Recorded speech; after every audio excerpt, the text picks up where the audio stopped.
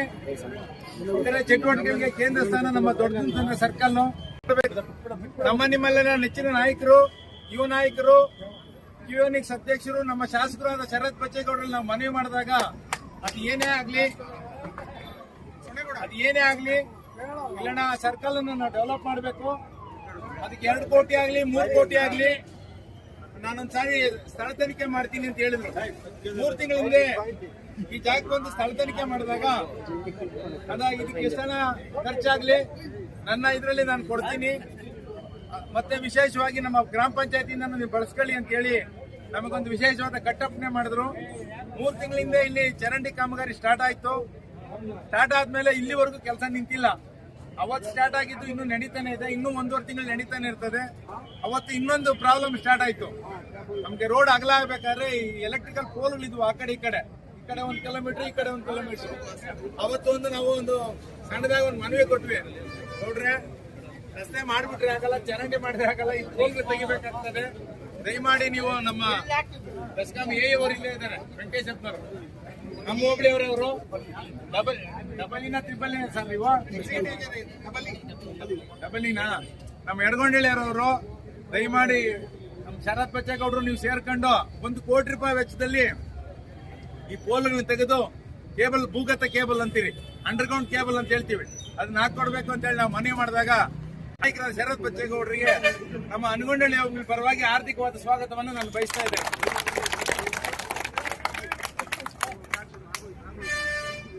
ಹಾಗೂ ಈ ಕಾರ್ಯಕ್ರಮಕ್ಕೆ ವಿಶೇಷವಾಗಿ ನಮ್ಮ ಹೋಬಳಿಯ ಹಿರಿಯ ಮುಖಂಡರಾದ ಕೃಷ್ಣಾರೆಡ್ಡಿ ಅಣ್ಣವರು ಆಗಮಿಸಿದ್ದಾರೆ. ಅವರಿಗೂ ಸಹ ನಾನು ಕಾರ್ಯನಿರ್ವಾಹಕ ಅಧಿಕಾರ ಅವರಿಗೂ ನಾನು ಸ್ವಾಗತವನ್ನು ಬಯಸ್ತಾ ಇದ್ದೇನೆ. ಸ್ವಾಗತ ಮಾಡಿದಂತ ಪ್ರಕಾಶ್ ಅಣ್ಣವ್ರಿಗೂ ಕೂಡ ಮನಸ್ಪೂರ್ವಕವಾದಂತ ಧನ್ಯವಾದಗಳು ಮತ್ತು ಅಭಿನಂದನೆಗಳು ಮತ್ತೆ ಸ್ವಾಗತಗಳನ್ನ ತಮ್ಮೆಲ್ಲರ ಪರವಾಗಿ ಕೋರ್ತಾ, ವೇದಿಕೆ ಮೇಲೆ ಆಸೀನರಾಗಿರ್ತಕ್ಕಂಥ ಎಲ್ಲಾ ಮುಖಂಡರು, ಇಲ್ಲಿ ಬಂದಿರತಕ್ಕಂಥ ಬಹುತೇಕ ಎಲ್ಲರ ಮುಖಾಂತರ ಎಲ್ಲರೂ ಕೂಡ ಮುಖಂಡರುಗಳೇ ಇಲ್ಲಿ.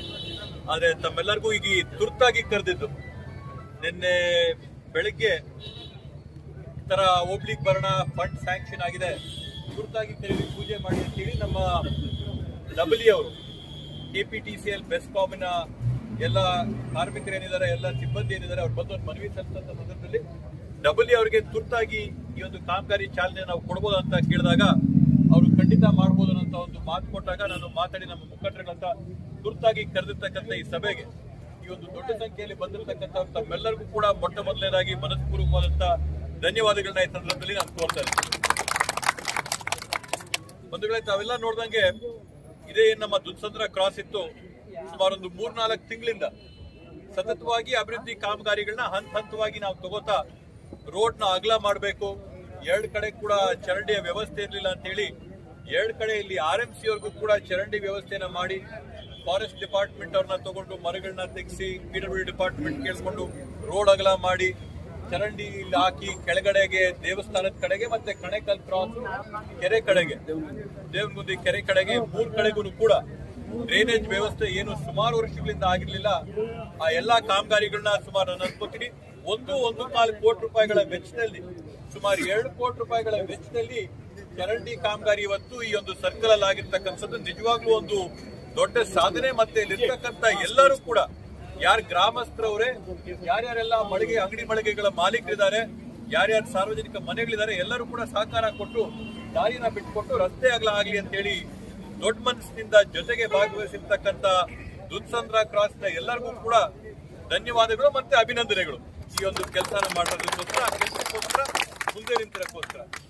ಅದ್ರ ಜೊತೆಗೆ ಏನ್ ಈ ಟ್ರಾಫಿಕ್ ಅಲ್ಲಿ ಮೂವ್ಮೆಂಟ್ ಆಗ್ಬೇಕು, ಈ ಸರ್ಕಲ್ ಅಲ್ಲಿ ನಮ್ಗೆ ಆಗ್ಬೇಕು ಅಂತಂದ್ರೆ ಏನ್ ವಿದ್ಯುತ್ತಿನ ಕಂಬಗಳೇನಿತ್ತು, ಕರೆಂಟ್ ಕಂಬಗಳೇನಿತ್ತು, ಅವೆಲ್ಲವೂ ಕೂಡ ಸ್ವಲ್ಪ ಅನ್ಸೇಫ್ ಆಗಿದೆ, ಡೇಂಜರಸ್ ಆಗಿದೆ, ಟ್ರಾಫಿಕ್ ಗೆ ಸಮಸ್ಯೆ ಇದೆ ಅಂತ ಹೇಳಿ ನಾವು ಬೆಸ್ಕಾಂ ಅಲ್ಲಿ ಸಚಿವರನ್ನ ಮನವಿ ಮಾಡಿಕೊಂಡಾಗ ಅನ್ಸೇಫ್ ಆಗಿ ಇರ್ತಕ್ಕಂಥದ್ರಿಂದ ಇಷ್ಟೊಂದು ದಟ್ಟತನ, ಜನರ ದಟ್ಟತನ ಮತ್ತೆ ಟ್ರಾಫಿಕ್ ದಟ್ಟತನ ಇರೋದ್ರಿಂದ ಇಲ್ಲಿ ನಾವು UG ಕೇಬಲ್ ಮಾಡ್ಕೊಡ್ತೀವಿ ಅಂತ ಹೇಳಿ ಸುಮಾರು 1 ಕೋಟಿ ರೂಪಾಯಿಗಳ ವೆಚ್ಚದಲ್ಲಿ UG ಕೇಬಲ್ ಮಾಡಿ ಈ ಕಂಬಗಳನ್ನ ನಾವು ಎಲ್ಲವನ್ನೂ ಕೂಡ ತೆರವು ಮಾಡೋದ್ರಿಂದ ಇಲ್ಲಿ ಓಡಾಡಕ್ಕೆ, ಟ್ರಾಫಿಕ್ ಹರಿಯೋದಕ್ಕೆ ಮತ್ತೆ ಇಲ್ಲಿ ಜನರ ಸುರಕ್ಷತೆಗೆ ಎಲ್ಲ ಒಳ್ಳೇದಾಗುತ್ತಿರುವಂತ ಒಂದು ನಿಟ್ಟಿನಲ್ಲಿ ಬೆಸ್ಕಾಂ ವತಿಯಿಂದ ಇವತ್ತು 1 ಕೋಟಿ ರೂಪಾಯಿಗಳಲ್ಲಿ ಈ ಎಲ್ಲ ವಿದ್ಯುತ್ ಕಂಬಗಳನ್ನ ನವೀಕರಣಕ್ಕೋಸ್ಕರ, UG ಕೇಬಲ್ ಅಳವಡಿಕೆಗೋಸ್ಕರ ಗುದ್ಲಿ ಪೂಜೆ ಮಾಡಿರ್ತಕ್ಕಂಥದ್ದು. ಸುಮಾರು ನನ್ನ ಪ್ರಕಾರ 2.5-3 ಕೋಟಿ ರೂಪಾಯಿಗಳ ವೆಚ್ಚದಲ್ಲಿ ಈಗಾಗಲೇ ಆಗಿರುತ್ತೆ. ತಾವೆಲ್ಲರೂ ಕೂಡ ಏನು ಮನವಿ ಮಾಡಿದ್ರಿ, ಕೆಳಗಡೆಗೆ ಗಣೇಶನ ದೇವಸ್ಥಾನ ಮುಖಾಂತರ ಕೆಳಗಡೆ ಏನೊಂದು ಮೋರಿ ಚರಂಡಿ ಆಗ್ಬೇಕಾಗಿದೆ, ಮತ್ತೆ ಕಣೆಕಾಲ್ ಕ್ರಾಸ್ ಕಡೆಗೆ ಅಲ್ಗೇನಾಗಬೇಕಾಗಿದೆ. ಇನ್ನೂ ಅನುದಾನಗಳ ಒಂದು ವ್ಯವಸ್ಥೆ ಏನು ಲಭ್ಯತೆಯನ್ನು ನೋಡಿಕೊಂಡು ಆ ಕೆಲಸನೂ ಏನ್ ಮಾಡ್ಕೊಡ್ತೀವಿ ಅಂತ ಈ ಸಂದರ್ಭದಲ್ಲಿ ಆಶ್ವಾಸನೆಯನ್ನ ಕೊಡ್ತಾ, ವಿಶೇಷವಾಗಿ ರಿಂಗ್ ರೋಡ್ ಅಂತ ತಾವೇನ್ ಮನವಿ ಮಾಡ್ತಾ ಇದ್ದೀರಾ, ಇದೊಂದು ದುನ್ಸಂದ್ರ ಕ್ರಾಸ್ಗೆ ರಿಂಗ್ ರೋಡ್ ಅಂತೇಳಿ, ರಿಂಗ್ ರೋಡ್ ಅಲ್ಲಿ ತಾವು ಮಾತಾಡ್ಕೊಂಡು ಜಾಗಗಳನ್ನ ಬಿಡಿಸ್ಕೊಟ್ರೆ, ಸರ್ವೆ ಆಗಿ ಎಲ್ಲ ಜಾಗಗಳು ಬಿಡಿಸ್ಕೊಳ್ಳೋದೇ ಆದ್ರೆ ಅನುದಾನನ ಏನ್ ಹಾಕೊಡ್ಬೇಕು ಅನುದಾನ ಹಾಕೊಟ್ಟು, ಈಗಾಗ್ಲೇನೆ ಅಲ್ಲಿ ಕಣೆಕಲ್ ಕ್ರಾಸ್ ಕಡೆಯಲ್ಲಿ ಇರತಕ್ಕಂಥ ಬೈಪಾಸ್ ನಾವೇ ಮಾಡಿದ್ದು.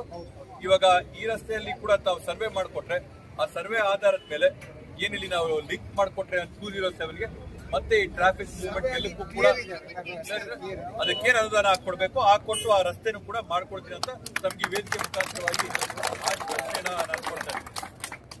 ಕೆಲಸಗಳಾಗಬೇಕಿದೆಯೋ, ಏನೇನು ಅಭಿವೃದ್ಧಿಗಳಾಗಬೇಕಾಗಿದೆಯೋ ಎಲ್ಲವನ್ನೂ ಕೂಡ ಹಂತವಾಗಿ ಮಾಡ್ಕೊಡ್ತಾ ಬರ್ತಾ ಇರ್ತೀವಿ.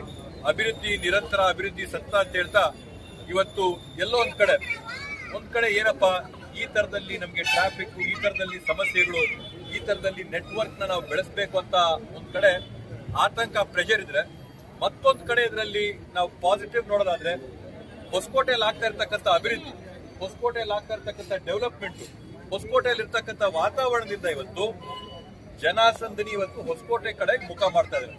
ಇವತ್ತು ನಾವು ಸೌಖ್ಯ ಏರಿಯಾ ಎಲ್ಲ ನೋಡ್ಬೋದು, ನಾವ್ ಈ ಕಡೆ 207 ನಮ್ಮ ತ್ರಿಪ್ಶೆಟ್ಟಲ್ಲಿ ಸಮೇತಲ್ಲಿ ನೋಡ್ಬೋದು.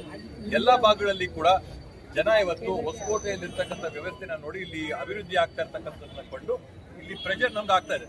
ಸಹಜವಾಗಿ ವಾಣಿಜ್ಯ ಬಿಸ್ನೆಸ್ ಪ್ರೆಷರ್ ಇದೆ, ಇಂಡಸ್ಟ್ರಿ ಉದ್ಯಮಿಗಳ ಪ್ರೆಷರ್ ಇದೆ, ಸಾರ್ವಜನಿಕರ ಪ್ರೆಷರ್ ಇದೆ.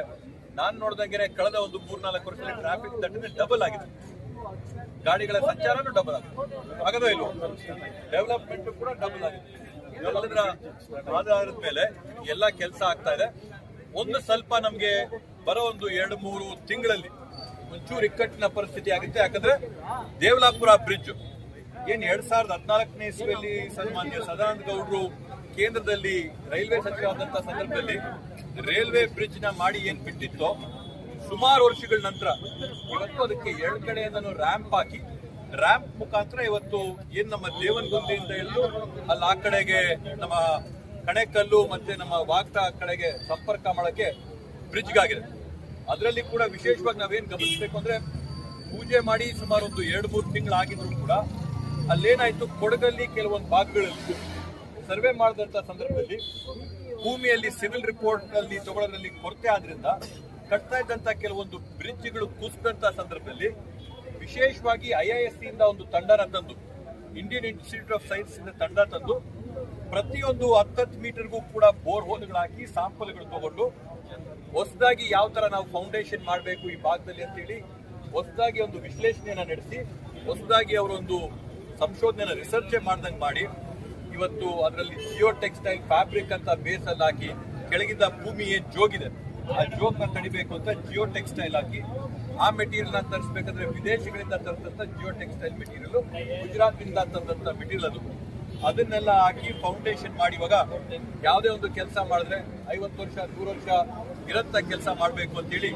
ಇವತ್ತು ಆ ದೇವನಗುಂದಿ ಬ್ರಿಡ್ಜ್ ನ ಬ್ಲಾಕ್ ಮಾಡಿರೋದ್ರಿಂದ ಸ್ವಲ್ಪ ಟ್ರಾಫಿಕ್ ಹೆಚ್ಚಿಗೆ ಈಗ ಈ ಭಾಗದಲ್ಲಿ ಹರಿತದೆ. ಆದ್ರೆ ಒಂದು 6 ತಿಂಗಳೊಳಗಡೆ ಕೆಲಸ ಈಗಾಗಲೇ ಪ್ರಾರಂಭ ಆಗಿದೆ. ಆ ಕೆಲಸದ ವೀಕ್ಷಣೆ ಕೂಡ ಮಾಡಕ್ಕೆ ಇವಾಗ ನಾವು ಮಾಡಿಕೊಂಡು ಆ ಬ್ರಿಡ್ಜ್ ಆಗ್ತಾ ಇದ್ದಂಗೆ ಕೊಳ್ಳೂರಿರ್ತಕ್ಕಂಥ ಬ್ರಿಡ್ಜ್ ಕೈಗೆ ತಗೊಂಡು ಇವತ್ತೇನು ಕೊಳ್ಳೂರು ಬ್ರಿಡ್ಜ್ ಇರ್ತಕ್ಕಂಥ ಪ್ರೆಷರ್ ಸುಮಾರು 97 ಕೋಟಿ ರೂಪಾಯಲ್ಲಿ ರಾಜ್ಯ ಸರ್ಕಾರ ಕೇಂದ್ರ ಸರ್ಕಾರ ಒಡಂಬಡಿಕೆ ಮಾಡ್ಕೊಂಡು ಬ್ರಿಡ್ಜ್ ಮಾಡಬೇಕಾಗಿತ್ತು. ಅದಕ್ಕೆಲ್ಲ ಓಡಾಡಿ ರಾಜ್ಯ ಸರ್ಕಾರದ ಕಡೆಯಿಂದ ಏನು ಅನುದಾನ ಬಿಡುಗಡೆ ಮಾಡಬೇಕಿತ್ತೋ ಎಲ್ಲ ಬಿಡುಗಡೆ ಮಾಡಿಸ್ಕೊಂಡು ತಂದ್ರು ಕೂಡ ಕೇಂದ್ರ ಸರ್ಕಾರದ ಕಡೆಯಿಂದ ಆ ಒಂದು ಬ್ರಿಡ್ಜ್ STRR ರೋಡ್ ಆಗಿರೋದ್ರಿಂದ ಡಿಸ್ಯಾಂಕ್ಷನ್ ಆಗಿತ್ತು. ಇವಾಗ ಮತ್ತೊಮ್ಮೆ ಓಡಾಡಿ ಆ ಬ್ರಿಡ್ಜ್ ನ ಸ್ಯಾಂಕ್ಷನ್ ಮಾಡಿಸ್ಕೊಂಡು ಅದಕ್ಕೆ ಬೇಕಾದಂತ ಅನುದಾನಗಳನ್ನ ಒದಗಿಸಿ ಹೊಸದಾಗಿ ಗುತ್ತಿಗೆದಾರ, ಯಾಕಂದ್ರೆ ಕೇಂದ್ರ ಸರ್ಕಾರ ಡಿಸ್ಯಾಂಕ್ಷನ್ ಮಾಡಿದ್ದಿಲ್ಲ, ಡಿಸ್ಯಾಂಕ್ಷನ್ ಮಾಡಿಸಿ ಮತ್ತೊಮ್ಮೆ ಮಾಡ್ಬೇಕಾದ ಕೆಲಸ ಆಗುತ್ತೆ. ಆದ್ರೆ ಎಲ್ಲ ಅಭಿವೃದ್ಧಿಗಳು ಆಗುತ್ತೆ. ಅದ್ರ ಜೊತೆಗೆ ಏನ್ ಈ ರೋಡ್ ನಮ್ಗೆ 207 ಹಳೆ 207 ಇತ್ತು, ಹಳೆ 207 ನ 2 ಲೇನ್ ಪ್ಲಸ್ ಪೇವ್ ಶೋಲ್ಡರ್ 2 ಕಡೆಗೂ ಕೂಡ ಮಾಡೋದಕ್ಕೆ ನಾವೇನ್ ಕ್ರಮ ತಗೋಬೇಕು. ಟ್ರಾಫಿಕ್ ಯಾಕಂದ್ರೆ ಸಿಕ್ಕಾಪಟ್ಟೆ ಜಾಸ್ತಿ ಇದೆ. ಟೌನ್ ಇಂದ ಹಿಡಿದು ಸಮೇತನಹಳ್ಳಿವರೆಗೂ, ಸಮೇತನಹಳ್ಳಿಯಿಂದ ಹಿಡಿದು ನಮ್ಮ ಚಿಕ್ಕತಿರುಪತಿ ಗಡಿಯವರೆಗೂ ಟ್ರಾಫಿಕ್ ಇದೆ.